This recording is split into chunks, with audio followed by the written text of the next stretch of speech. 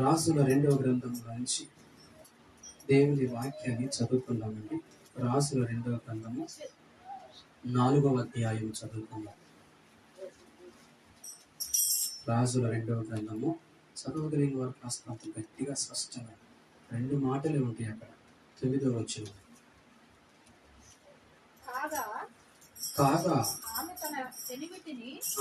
తన పెనిమిటిని చూచి మన యొద్దకు వచ్చుచు పోవుచున్నవాడు భక్తి గల దైవజనుడని చాలండి. నేనెరుగుతును. షునేమ్ అనే పట్టణంలో గనురాల గురించి దైవ గ్రంథంలో రాయబడింది. షునేమ్ అనే పట్టణంలో ఒక స్త్రీ గనురాలు అని ఉంది. ఇంగ్లీష్ బైబిల్ ఏముందంటే ది గ్రేట్ ఉమెన్ అని రాయబడింది.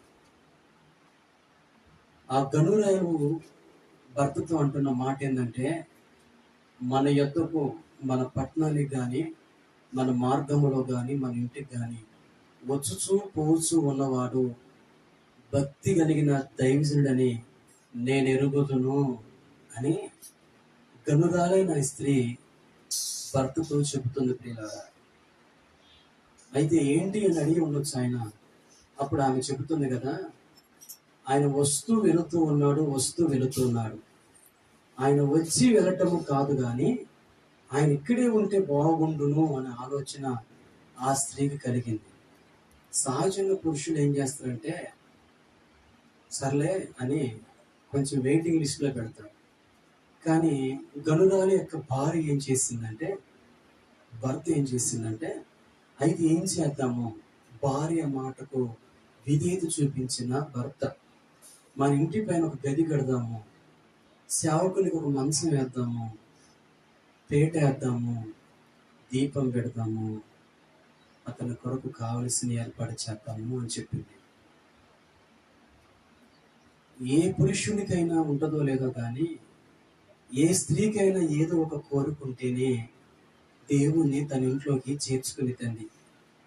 ఏ కోరిక లేనిది ఎవరు ఇంట్లో ప్రార్థన పెట్టుకోరు, ఎవరు సేవకుని చేర్చుకోరు, ఎవరు ఈ దేవుణ్ణి నమ్ముకోరు.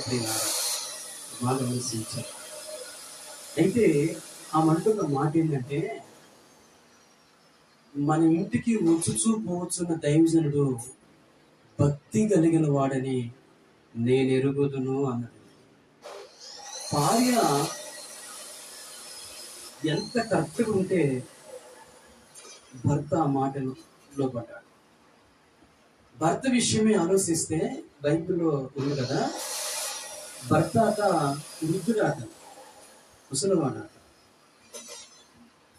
గమనించండి. రెండోది ఏంటంటే, వారికి పిల్లలు లేరు. పిల్లలు కావాలని కానీ లేకపోతే ఇంకేమన్నా పెద్దవారితో వారి స్వజనులతో ఏమన్నా మాట్లాడాలని కానీ ఏమీ లేదండి. ఎందుకు చేర్చుకుందో కానీ అది కంప్లీట్గా రాయబడలేదు. కానీ ఒకటి నేను ఇక్కడ విషయాన్ని నేను తెలుసుకుంది ఏంటంటే, దైవజనుడు భక్తి కలిగి ఉన్నాడు. హల్లెలూయా. ఇటువంటి వాడండి. ఒక దైవజనుడే కాదు, ఒక విశ్వాసి కూడా భక్తి కలిగి ఉండాలి. క్రైస్తవ జీవితానికి తొలిమెట్టు, క్రైస్తవ జీవితానికి మొట్టమొదటిగా మెట్టేందంటే భక్తి. రెండో మెట్టు ఎక్కాలంటే మొదటి మెట్టు ఎక్కాలి, మూడో మెట్టు ఎక్కాలంటే మొదటి మెట్టు ఎక్కాలి, చివరికి పైకి ఎక్కాలంటే మొదటి మెట్టు ఎక్కాలి. మొదటి మెట్టు ఏంటంటే, క్రైస్తవ జీవితానికి భక్తి జీవితమే మొదటి మెట్టు. నువ్వెంత ఫాదిరమైన కావచ్చు, నువ్వెంత సంఘ పెద్దవని కావచ్చు, నువ్వెంత ప్రార్థన చేసే వ్యక్తి అని కావచ్చు, నీకు కావలసింది ఏంటంటే భక్తి. నీవు భక్తి లేకుండా నువ్వెన్ని శబ్ద సముద్రాలు కూడా ఈదలేవు, నువ్వెన్ని కుటుంబాలు కూడా ఈదలేవు, నువ్వెంత మందిని పిల్లలు కూడా సాధలేవు, నువ్వెంత కష్టపడి డబ్బును కూడా సంపాదించి కూడబెట్టలేవు. ఎందుకంటే దేవుని వాక్యం అంటుంది కదా, నీ చేతుల కష్టజితము ఆశీర్వదిస్తాడు ప్రభు. అది ఆశీర్వాదకరంగా మార్చబడాలంటే మొట్టమొదట నీవు భక్తి కలిగిన స్త్రీగా ఉండాలి. ఆమేన్. హల్లెలూయా. దేవుడు ఇటలీ పటాలములో ఉన్న కొర్నేలు గురించి ఏమంటాడంటే, ఇదిగో భక్తిపరుడు అన్నాడండి. అక్కడ కూడా భక్తి కలిగిన వాడు ఉన్నాడు పిల్లరా. అయితే ఆ భక్తిపరుడు ఏం చేస్తున్నాడు తెలుసా? మధ్యాహ్నం 3 గంటలప్పుడు కుటుంబంతో సహా కలిసి ప్రార్థన చేస్తున్నాడు. భక్తి దాంట్లో సబ్ పాయింట్ మొదటి మాట ఏంటంటే, భక్తి కలిగిన వారు ప్రార్థన చేస్తారు. వేరొకరు చేయరా అంటే ఇక నేను చెప్పలేను పిల్లరా. భక్తి కలిగిన వారు సాడీలు చెప్పరు. భక్తి కలిగిన వారు కొత్తగా నెగిటివ్స్ మాట్లాడరు. అదేమో రాళ్ళు వచ్చి మీద కూర్చున్నట్టుగా కొత్తగా ఎవరు దొరికితే వాళ్ళు మాట్లాడుతూ ఉంటారు. సమాధాన పడేంత వరకు నువ్వు ఎన్ని కుప్పలు రాళ్ళు మాట్లాడినా ఆ బరువు అనేది పోదు, ఆ క్లారిఫికేషన్ రాదండి. ఆ మనిషి ఎవరైతే ఉన్నాడో ఆ మనిషి ఎదురుగా పోవాలి, ఆ మనిషితో మాట్లాడాలి. ఆ తర్వాత నువ్వు అనాలి అంటారు. నువ్వు చేస్తారు. ఆ తర్వాత సమాధానం అయిపోయింది, ఆ బరువు దిగిపోయింది. ప్రశాంతంగా నువ్వు 100 మందితో ముచ్చట్లు పెట్టిన దానికంటే ఇది సులువుగా సమాధానం దొరికి వెళ్ళిపోయింది. హల్లెలూయా చెప్పండి. హల్లెలూయా. గమనించండి మాటలు. క్రైస్తవ జీవితానికి విశ్వాసికి కావలసిందేందో బైబిల్ మాట్లాడుతుంది. షునేమ్ అనే పట్టణంలో అచ్చట ఎవరున్నారంటే గనురాలు ఉంది పిల్లరా. ఆ గనురాలు ధైర్య సేవకుల్ని చూస్తూ ఉన్నది. ప్రతి విశ్వాసి ఏం చూడాలి తెలుసా? సాయంత్రం పూట 7ంటికి స్టార్ట్ అయ్యే సీరియల్ గా చూసేది. భక్తి కలిగిన వారిని చూస్తూ ఉండాలి. ఒక పక్కన పండు బండుతుంది, ఒక పక్కన కుళ్ళిపోతుంది. ఒక పక్కన చూడటానికి రమ్యంగా ఉంది, ఒక పక్కన చూడటానికి అసభ్యంగా ఉంది. క్రైస్తవ జీవితం ఒక పక్కన తినటానికి రుచిగా ఉంది, ఒక పక్కన తినటానికి అసహ్యం అనిపిస్తుంది. క్రైస్తవ జీవితం అందంగా తయారయ్యేది మనమే, మరొక పక్కన కుళ్ళిపోయేది కూడా మనమే. ప్రతి క్రైస్తవంలో చూసేది ఏంటంటే భక్తి జీవితం చూడగలుగుతాం. భక్తి జీవితం లేకపోతే నువ్వు 7 సార్లు బాప్తీసం తీసుకున్నా కానీ, 70 సార్లు బైబిల్ చదివినా కానీ, 70 చర్చలు తిరిగినా కానీ వ్యర్థం. ప్రార్థన చేయాలని అవకాశం వస్తే గలలాడి ఆలోచించి చేయటం కాదు. వాక్యం చదువు అన్నప్పుడు, బైబిల్ చదువు అన్నప్పుడు ఏమంటారు సార్?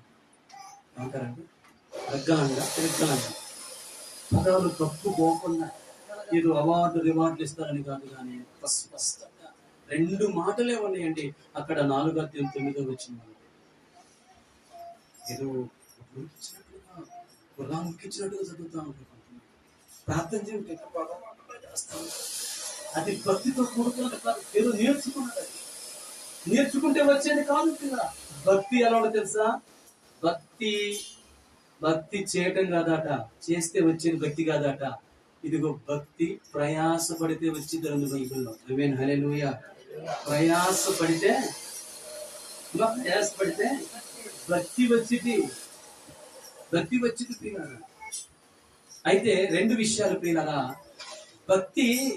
భక్తి మనుషులలో ఎలా ఉంటదంటే 2 కోణాలలో ఉంటదండి. 2 కోణాలలో ఎలా ఉంటదంటే, ఒకటి క్వాలిటీ భక్తి ఉంటుంది, రెండోది క్వాంటిటీ భక్తి ఉంటుంది. క్వాలిటీ అంటే ఏం తెలుసా ప్రియులారా? క్వాలిటీ అంటే నాణ్యత. ఒకటి. రెండో పాయింట్ ఏంటంటే ప్రధాన లక్షణములు. మూడో పాయింట్ ఏంటంటే సహజ లక్షణములు. ఇది క్వాలిటీ. రెండో పాయింట్ ఏంటంటే క్వాంటిటీ. క్వాంటిటీ అంటే పరిమాణము, అర్థము. రెండో అర్థం ఏంటంటే కొంత పరిమాణము. కొంత పరిమాణము ప్రియులారా. 2 రకాలుగా భక్తి ఉంటుందండి. ఒకటి క్వాలిటీ, రెండవది క్వాంటిటీ ప్రియులారా. ఒకటి మంచి విషయం గురించి నేర్చుకుందాం మనం. క్వాలిటీ అంటే ఏంది? నాణ్యత. చెప్పండి. క్వాలిటీ అంటే ఏంది అమ్మా? అర్థం చెప్పబాకండి. చెప్పండి, భక్తిలో కూడా క్వాలిటీ ఉంటుందట. అదే క్వాలిటీ అంటే ఏంటి చెప్పండి అండి, చెప్పండి. గుంపులో పడి పరిగెత్తడం కాదు, ఏదో చేసిన వాళ్ళు చేయటం కాదు. కొంతమందిని ప్రార్థన స్టార్ట్ చేసిన కానీ అయిపోయిందా గడుస్తారు, అది కాదు చెప్పేది. తీరా మనం వేస్తున్న ధూపము పరలోకం చేరుతుందా లేదా, మనం వేస్తున్న నైవేద్యం పరలోకం చేరుతుందా లేదా, మనం చేస్తున్న ప్రార్థన, మనం చేస్తున్న భక్తి దాంట్లో నాణ్యత ఉందా లేదా. చిన్న ప్రార్థన చేసిన చాలు తీరా. యూ నీడ్ క్వాలిటీ, నాణ్యత కావాలి పిల్లారా. పరుగులు తీమాకండి, పరిగెత్తబాకండి.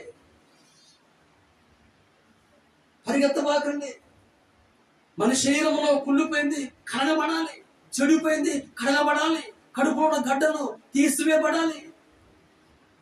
చెడుతనము, పాపిష్టతనము, పాపముతనము, చీకటితనము మొదటిగా తీసివేయబడి కడగబడ్డప్పుడే నాణ్యత అనేది బయటకు వచ్చింది. హల్లెలూయా. నాణ్యత అనేది బయటకు వచ్చింది, అంత ఈజీ కాదు. కొందరు భక్తి చేస్తారు, పళ్ళు కొరిగితే 3 బజార్లు పట్టటారు, అది నాణ్యత కాదు.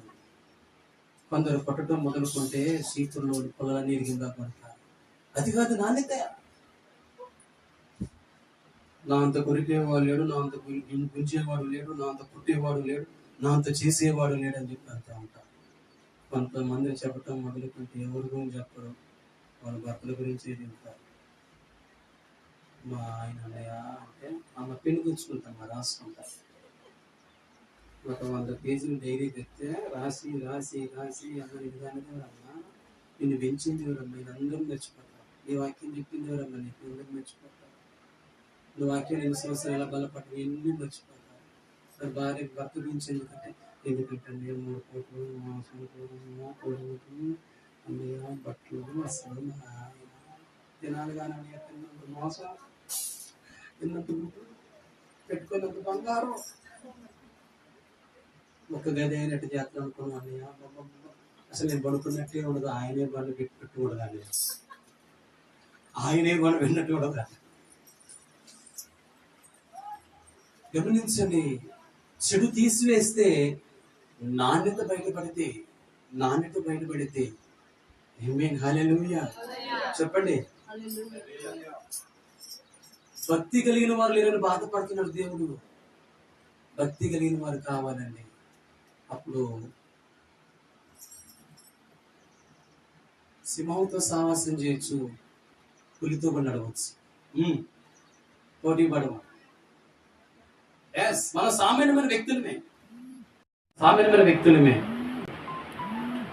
సింహం లాంటి పంజం ఉండొచ్చు, పులి లాంటి వేగవంతం వాడుకుండొచ్చు, మన భక్తి పరలోకం.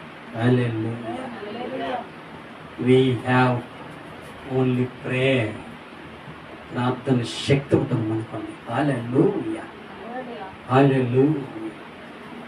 గమనించండి ప్రియులారా, మరి క్వాంటిటీ అంటే ఏంది చెప్పండి. పరిమాణం కలిగిన భక్తి అంటే ఏంది? పరిమాణం అంటే ఏం చెప్పండి,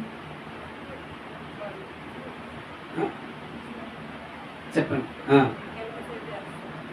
పరిమాణం అంటే ఏం చెప్పండి. పరిమాణం అంటే ఏంది?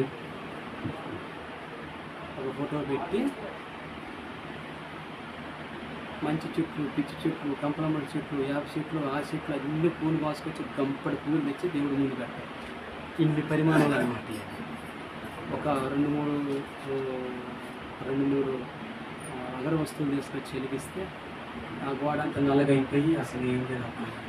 ఆ తర్వాత పెంట కుక్క తీసుకుని దానికి బాగా కుక్క మీద కుక్కలు దాంతో పరిమాణంతో చేసేది కాదు.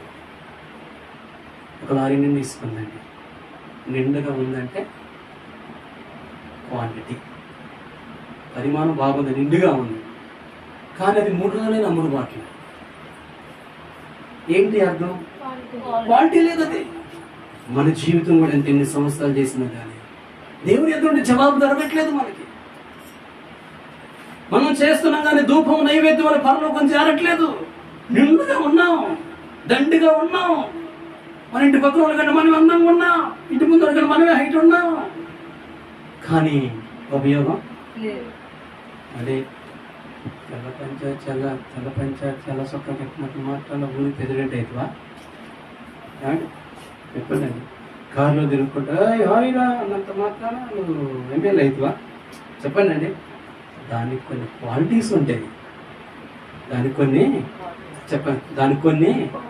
క్వాలిటీస్ ఉంటాయి, క్వాలిటీస్ ఉంటాయి. ఎస్. తిమోతికి రాసిన మొదటి పత్రిక 6వ అధ్యాయం 11వ వచనం చదవండి. ఇప్పుడు తిమోతికి రాసిన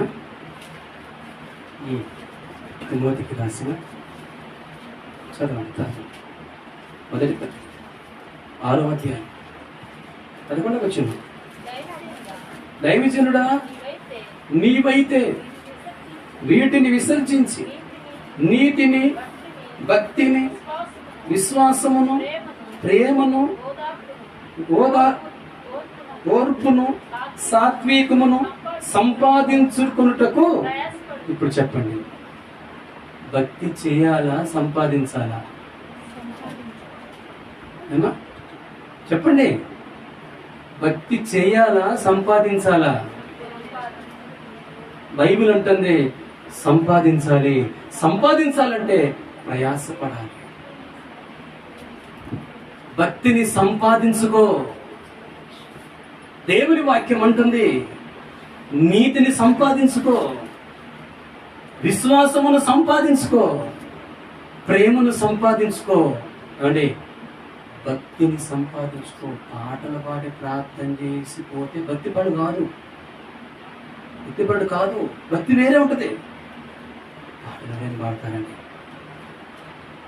6 రకం వస్తే 6 పాటలు పాడతాను, అలసట కొంటే 3 పాటలే పాడతాడు, గొంతు బాగుంటే 12 పాడతాడు, గొంగురు పోతే 1 పాడతాడు. అది పెద్ద లెక్క కాదు.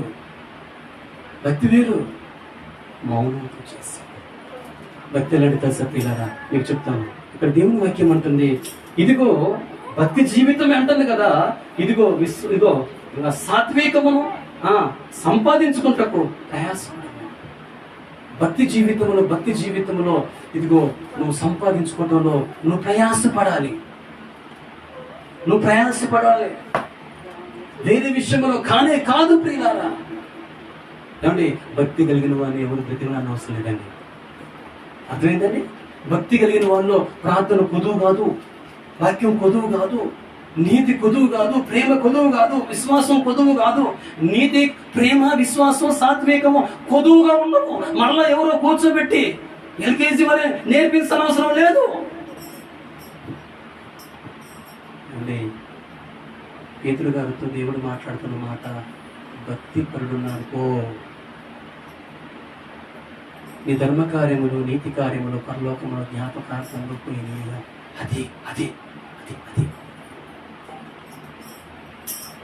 You have to be right in heaven. పుస్తకములో దేవుడు రాయాలి.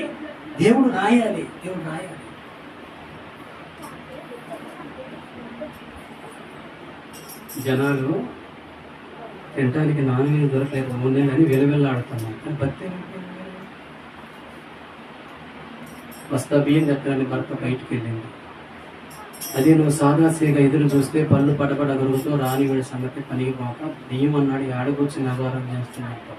అది నువ్వు భక్తి కలిగిన స్త్రీ అయితే నా భర్త బియ్యంతో రావాలి ప్రభా, ఎటువంటి వాడైనా మూర్ఖుడైనా బియ్యంతో రావాలి ప్రభా, ఇక్కడ మోకరేసి నెత్తున గురించి ప్రార్థన చేసుకుంటాం. భక్తి కలిగిన జనం ఇది. పళ్ళు కొరికి జనము కాదు, వచ్చినాక ఈడ్చి కొట్టే జనము కాదు. నీ భక్తి విషయమే నీకు నువ్వే సాధకం చేసుకున్నావు, నీకు నువ్వే సాధించావు, నీకు నువ్వే ప్రయాసపడ్డావు.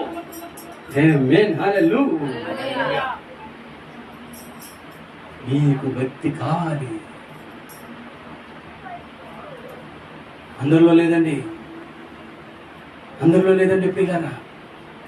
మరొక మాట చూపిస్తాను. తిమోతికి రాసిన 2వ పత్రిక 2వ అధ్యాయము 22వ వచనము. 2వ అధ్యాయము 2వ పుస్తకము 2వ అధ్యాయము చదువు.